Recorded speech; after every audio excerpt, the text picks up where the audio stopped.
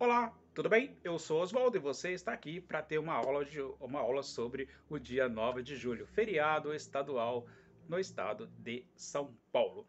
Mas você sabe me dizer qual é a origem? Se você não sabe, fica aí, lápis e caderno na mão para fazer as suas anotações, beleza?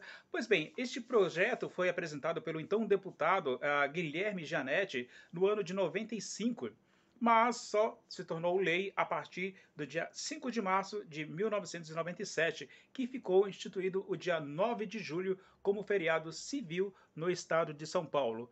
Mas por que 9 de julho? Você saberia dizer? Não? Então saiba você que nessa data comemora-se a deflagração da Revolução Constitucionalista de 1932, considerada então aí a data magna do estado de São Paulo. Mas o que aconteceu em 9 de julho de 32? Isso vai depender de onde, em qual parte do Brasil você está. Pois bem, no dia 9 de julho é feriado no estadual em São Paulo, mas você já parou para pensar o que é comemorado nesta data? Né? Ou seja, na história paulista e brasileira, o dia marca o início do movimento conhecido como Revolução Constitucionalista. Pois bem, se a gente voltar na década de 20, vamos perceber que ali já existia uma revolta tenentista. E o que era essa revolta tenentista? Era a revolta dos tenentes contrário àquela ideia de que apenas São Paulo e Minas Gerais ficavam ali no revezamento, chamado como a política do café com leite. Uma hora era São Paulo, outra hora era Minas Gerais que estava no poder. Então a gente tem que voltar lá atrás. Mas, para não ficar muito longo o vídeo, vamos direto na Revolução Constitucionalista. Ou seja, a Revolução Constitucionalista de 32 foi uma revolta armada no estado de São Paulo, né, contra o governo de quem? Do presidente Getúlio Vargas. Ou seja, que teve aí o início com o golpe de 1930 e foi responsável por, dentre outras coisas, como fechar o Congresso Nacional, depor governadores dos estados e o presidente, à época, o Washington Luiz. Pois bem, o movimento reivindicava o quê? Novas eleições e uma promulgação de uma nova Constituinte. E o que gerou o movimento? Pois bem, para vocês entenderem a sobrepujar a Constituição do ano de 1891, né, Vargas fez o quê? Ele vai centralizar o poder em suas mãos, né, e passa a governar o Brasil por decretos, como já fizeram outros presidentes que sempre governaram por decretos ou por medidas provisórias, né? Então, ele fez indicações que foram denominadas como interventores para o governo de todos os estados, que geralmente eram militares ou pessoas que estavam ligadas ali proximamente, né, ou bem próxima do governo de Vargas. Alguns desses interventores, eles não conseguiam angariar apoio da população dos estados. Além disso, a crença de que o governo federal iria realizar uma nova Constituição e as eleições presidenciais não foram concretizadas inicialmente. E essa situação desagradou principalmente ou uma parte considerável dos paulistas. Então, no dia 23 de maio, né, tem uma avenida muito famosa em São Paulo, a Avenida 23 de Maio, no centro da cidade de São Paulo, foi organizada uma manifestação contra a centralização do poder de Vargas a favor das eleições e de uma constituinte. Houve então uma repressão da polícia, né, e 4 estudantes foram mortos. E um dos símbolos estampados em cartazes e panfletos do movimento foi o MMDC, que carregava ali as iniciais dos estudantes que perderam a vida no ato. Marquem aí para você não esquecer: MMDC, Martins, Miragaia, Drauzio e Camargo. E esse fato ele gerou uma comoção entre os habitantes do estado de São Paulo. Acontece que esta manifestação ela ocorreu porque Oswaldo Aranha veio, né, ele era o diplomata, ele veio a mando de Vargas para conversar com os secretários que estavam ficando ali aliado do estado de São Paulo. Então houve essa confusão e esses 4 rapazes morreram: Martins, Miragaia, Drauzio e Camargo, o chamado MMDC.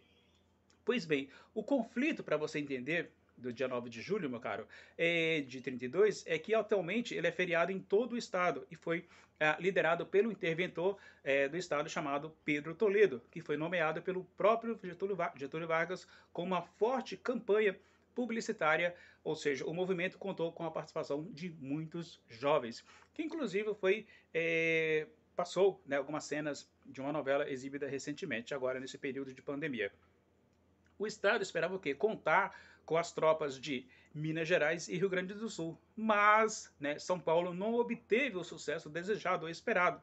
Ou seja, a revolta teve que ter ajuda da população paulistana, que acabou doando pertences de ouro para aquisição de munição para combater o governo federal. E aí foram registrados durante esse período de fortes conflitos armados entre aqueles que eram os revoltosos e as forças que compunham o governo de Vargas, principalmente no Vale do Paraíba, região de divisa entre os estados de São Paulo, Rio de Janeiro e Minas Gerais. Depois desse período de perderem muitos combatentes, o movimento paulista se rendeu no dia 2 de outubro do mesmo ano. Ou seja, o confronto deixou mais ou menos 900 mortos, ou seja, 900 pessoas morreram neste conflito dos paulistas contra o governo federal. Então, os rebeldes paulistas, eles perderam no combate militar contra o governo federal e, no entanto, em 1934, uma das demandas dessa revolta paulistana, ela foi atendida, ou seja, com uma nova Assembleia Constituinte e a promulgação de uma nova Constituição. E o Congresso foi reaberto, né, e os partidos políticos que foram extinguidos na década de 30, aliás, em 1930, eles voltam a atuar.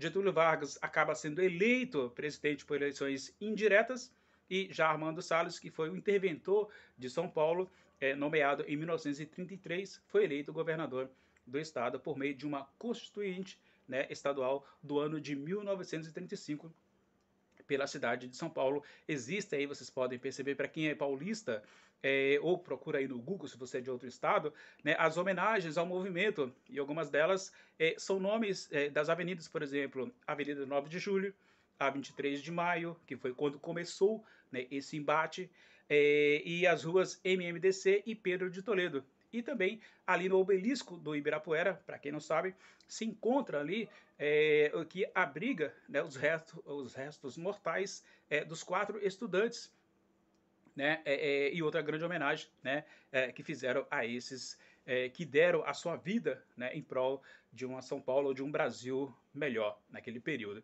Então, você tem aí essas manifestações que começaram no dia 23 de maio e outros, então, mortos em combate durante a revolta. É uma homenagem este dia 9 de julho, né, que foi aí a partir de 97 que começou a valer como feriado civil, ou seja, um dos mais importantes do estado de São Paulo. E a conclusão? Bom, a Revolução Constitucionalista de 32, que, como eu falei para vocês, que é uma data magna do estado de São Paulo, pois ela representa a resistência dos paulistas a uma ditadura implantada por Getúlio Vargas em 1930 e a morte de 4 jovens que vai culminar, né, com esta revolta. Ou seja, embora os paulistas tenham sido derrotados, muitas reivindicações foram atendidas naquele período. Tudo bem? Então é aí que surgiu o dia 9 de julho que você está comemorando hoje, se você é do estado de São Paulo. E se você não é do estado de São Paulo, que você entenda por que hoje é feriado aqui. Tudo bem? É isso. Se você gostou do vídeo, deixa o seu joinha aí, inscreva-se e compartilhe. Beleza? Vejo você no próximo. Tchau!